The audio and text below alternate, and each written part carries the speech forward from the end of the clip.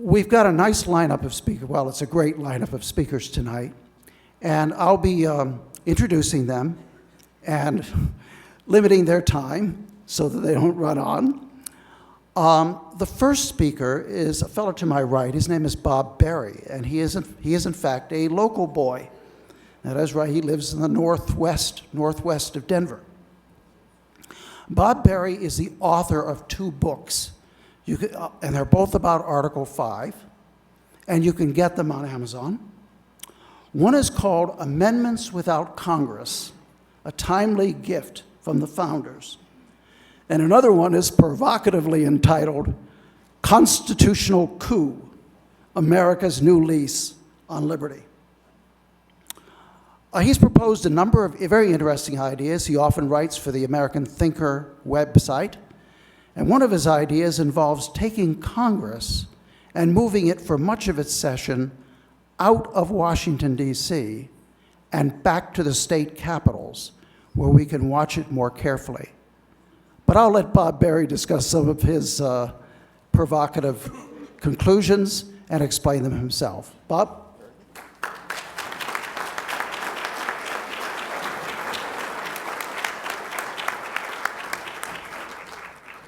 It's going to be quite the routine every time I have to speak somewhere. I'm coming off a cold, so you're going to have to bear with me as I clear my throat and cough my way through my address today. Can you hear me okay? Is that better? All righty, good deal.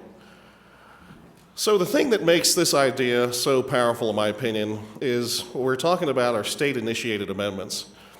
There are a lot of amendments, some of which Rob just mentioned, that the states would be very happy to ratify.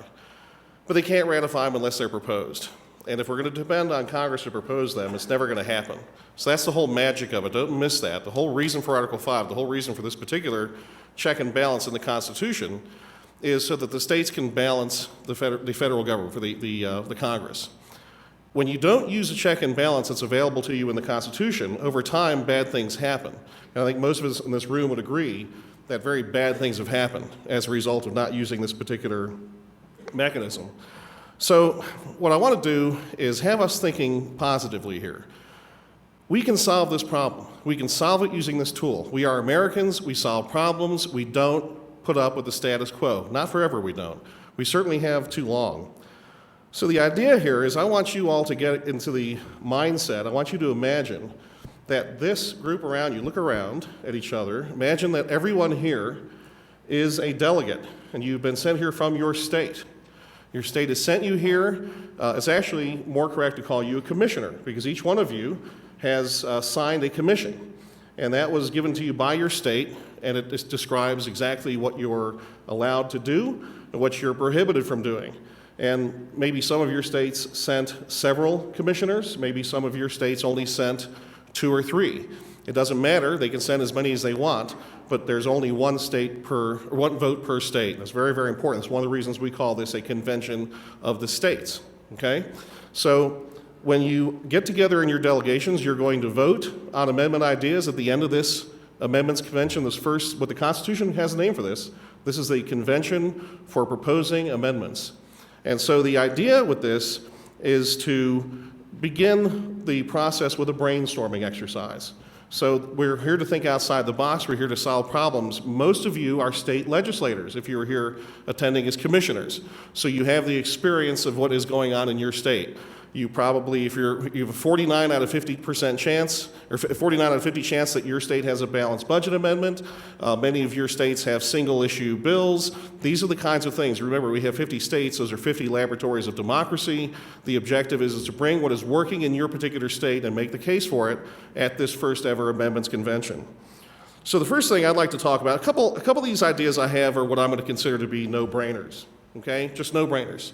They're instantly, any amendments convention would go for these.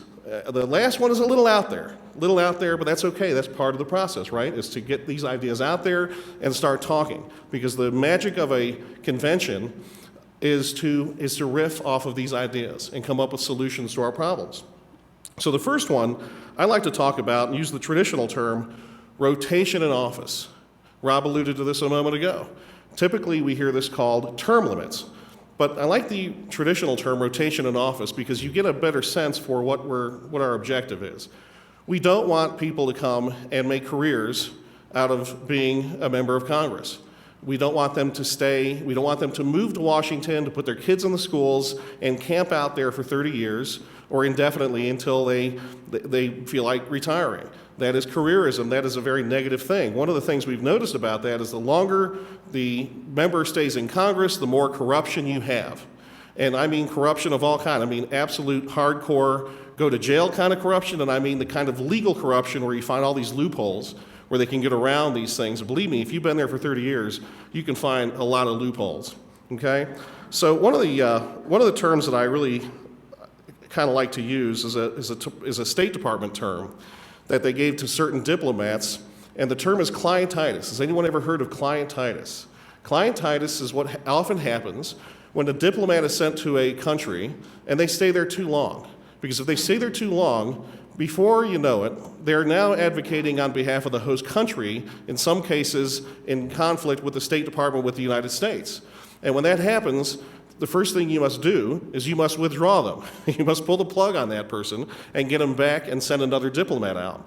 Well, I think that members of Congress get clientitis about 15 minutes after they're elected, okay?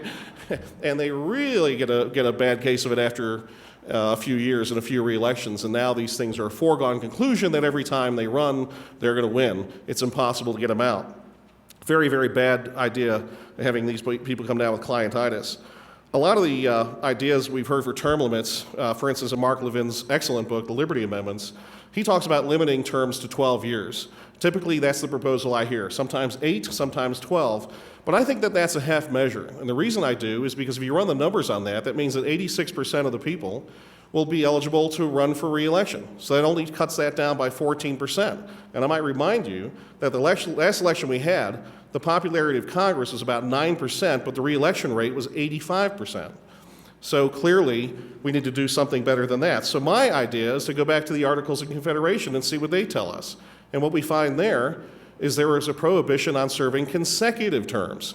They didn't say you could never serve again, but they said you can't serve consecutively. I think this would be an excellent addition, an excellent amendment to prevent consecutive terms. What I like about this, if we want to tailor it even more, is to have them take 2 elections off. Now, this is the remedy that was used in the Pennsylvania Constitution at Benjamin Franklin's insistence. He said, I want these guys to be able to sit out a couple elections so that we do not have the kind of corruption we see if they're in office too often. The other thing that I like about this is if you have people who serve in Congress for 2 years, take a couple elections off, maybe return, a lot of times they'll go back to their state legislature. This creates all kinds of openings in Congress now that you don't have a seat that's locked down for 30 years. So they can rotate back and forth, and you preserve some degree of institutional memory, which I'm told is a very good thing to have, whereas if you had a one and done, you wouldn't have that opportunity. So that is my first no-brainer, okay? The second no-brainer is something we have in a lot of states. We have it in Colorado, and it's a single-issue bill, where you can have, in fact, I've actually got some text that I want to read, and this, you're never going to believe where I found this. It reads as follows: every law or resolution having the force of law shall relate to but one subject, and that shall be expressed in the title. I love that. Don't you love that? Now, one of the things that I love about that is it's only 23 words. Brevity is the soul of wit. And that brevity comports with the language of the Constitution. The last thing you want in the Constitution is to add an amendment that just goes on and on and on. And I'll give you a little rule of thumb here. The longer the amendment, the fewer teeth that it has. So you don't want to prattle on and on in an amendment. There's an old axiom that says if you like sausage and laws, you don't want to see either being made. And I think that's very true. So one example of that I think goes nicely with that sausage analogy is something known as the omnibus bill. Rob, what does omnibus mean in Latin? For everything, I believe? For everything. For everything. So now I want you to imagine every unsavory scrap of bad legislation being tossed into one bill, one big mess, one big sausage, if you will. And now you've got some things that are very good that maybe a good rep would want to vote for, but you've also got a lot of bad. So you got to vote for the lesser of two evils. We see this all the time in congressional bills. And how do you decide? Then you've got an agonizing reconciliation process. And everybody knows, and everybody in Washington knows, that the real bills are written in reconciliation. So essentially, it's very, very disconnected. It's a mess. A single subject restriction would be a much more efficient way to go. The other thing that I like about a single subject idea is that when these things inevitably, certain laws inevitably go to the Supreme Court, you don't get a situation like you had with Obamacare. Had it been correctly decided, it should have been struck down entirely, but at the very least, the offending sections of it should have been taken out of it. This gets to the issue of what's known as severability. And often you have the Supreme Court getting into a situation where they're actually deciding, okay, we're going to take this part out, we're going to leave this part in, and we're going to put that one in, and then we're going to add this to that. Well, this is a little bit too much like legislating for my taste. And I think it's a very, very bad idea. If you had a single subject bill, each bill would fail or succeed on its own merit. I think it also goes a long way to giving the president the functional equivalent of a line item veto, because everything would be on a single subject basis. Now, the one exception to that, of course, is a budget, so you wouldn't be able to line out individual things in a budget, but I think it bridges that gap. The other little addition I think would be very useful to have in something like this is an automatic sunset of all federal laws. One of the things that occurred to me last weekend when I happened to visit Salt Lake, and I actually have never been to the actual lake, and so I went there and I stood on the shores of the Great Salt Lake, and I went in and I talked to the lady at the visitor center, and she explained to me about the lake. She said, there is no drain in the salt. Everything just kind of goes in there and it evaporates out, and that's why you have all these minerals. It's like a big, gigantic bathtub without a drain. And I said, it kind of reminds me of Congress. And then she called security and I left. So, but I think that's exactly the situation we have. These laws last forever. And how many times have we all gotten a laugh about some law that was still on the books that we can't even believe is still on the books? So what I really like about the marriage of these two ideas, a sunset and a single issue bill, is it immediately puts Congress in triage mode, where they've got to go back over bills and laws from 10 years ago that can't just be rubber stamped because they're not single subjects. So they got to roll up their sleeves and they got to actually do some work. And before very long, they're going to be overloaded trying to deal with these laws as they come off the books. I really like that. That's a very nice little drain that we've just installed.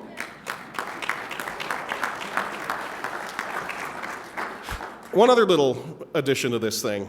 If you'll go back to that text again, 23 words, every law or resolution having the force of law shall relate to but one subject. Well, it occurs to me that a lot of regulations are in this category. There are a lot of things, remember how these things are done. We get these laws and then we have unelected bureaucrats, and the term they use is they promulgate. Don't you love that word? What are you doing today, honey? Oh, I'm promulgating regulations based on this law.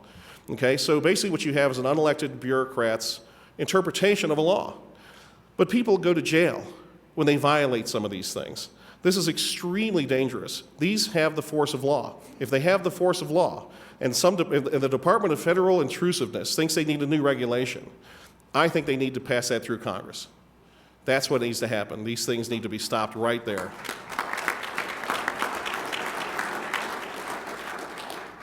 Very briefly, the last of my no-brainers. The NDRA is my favorite way to balance the budget. That is the National Debt Relief Amendment. Now, here's a concern that a lot of people have.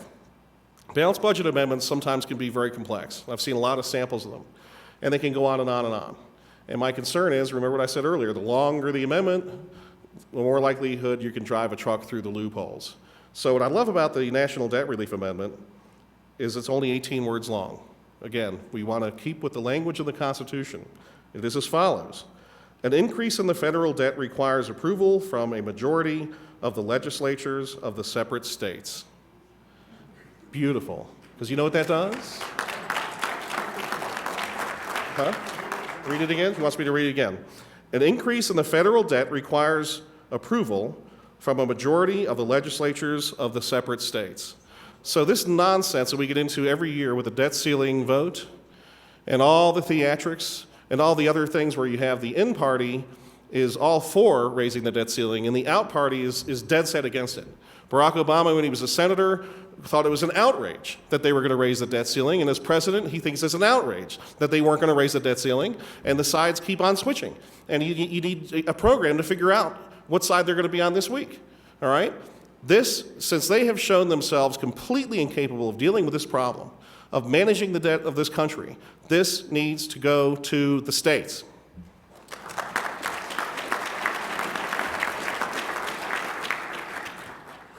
If we get into a Pearl Harbor situation and we need more money to be appropriated, more debt, you're going to get it.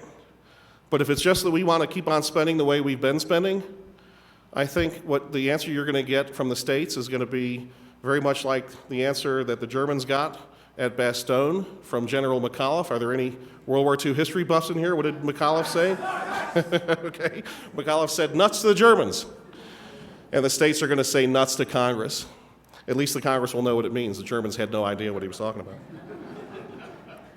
So the last thing I want to talk about, I'm going to close with this, is this idea that Rob mentioned about Congress at home. This is an idea I wish I had thought of this first. I'm sure a lot of people did.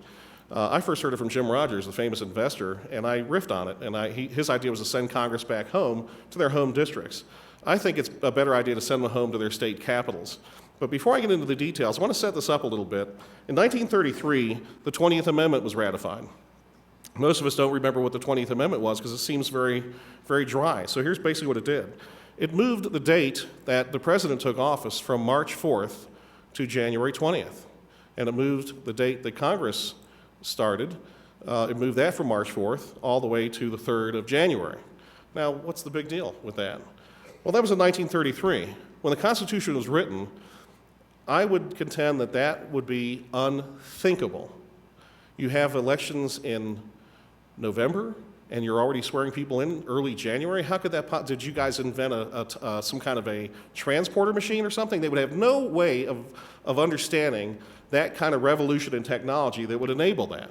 So the reason I mention that is, it might sound a little fantastic, the idea of chopping Congress into 50 little pieces and sending them to all 50 state capitals. But given the technological revolution we've had in communications and in transportation, it is eminently feasible and highly desirable. Because I want you to imagine, in the state of Colorado, for instance, we have 7 reps and 2 senators. So we have 9 people. Most state capitals could accommodate their delegation rather easily. Some of the larger states would probably need to build annexes. But one of the things they would build in there would be not a teleconferencing center, but a telepresence suite. Anybody ever heard of a telepresence suite? That's like teleconferencing on steroids. I've actually participated in conferences. It's a purpose-built room, and it's where you've got a conference table and you're facing another conference table, but that other conference table, or several conference table, or maybe if it's a large classroom, are in different locations. But after 30 seconds or so, you feel like you're in the same room. That is an amazing thing. In fact, they've even got it so good to where when somebody is speaking, it even sounds like their voice is coming from where they're appearing in front of you. It's quite amazing to see. This is the kind of technology that would enable this change. So what good is this change? Well, I would contend that having Congress people stay in their home state, they never get assimilated into the Washington, D.C. cocktail circuit. They never get clientitis.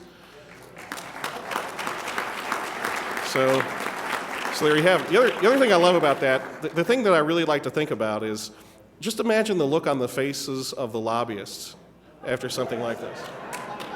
Can you imagine? They would literally be out of their mind. They wouldn't know what to do. They're going to have to go to some of these towns where you have state capitals are pretty podunk places to these guys. These guys wear Gucci shoes. They don't want to go to these places. Now they got to already. But when they get there, then they find something very interesting, and that is their members of Congress that they're trying to get to are protected with a Praetorian Guard called state legislators. And they got to get through the state legislators before they can get to the member of Congress. When these members of Congress, under those conditions, step over the 10th Amendment line, those state legislators will be on them like a duck on a June bug, as we say in the South. They will not let them get away with it. I think it is a fantastic idea. I think it also gives us the possibility, and we may talk about this in the roundtable, hint, hint, of increasing the number of representatives. There are pros and cons to this, but we're going to hear both of those, I hope, during the roundtable, because you can't really increase the number of representatives now. But if you were to move them to state capitals, you would have that ability. I think my ultimate dream is to see a day when we have Congress go back to being a part-time body.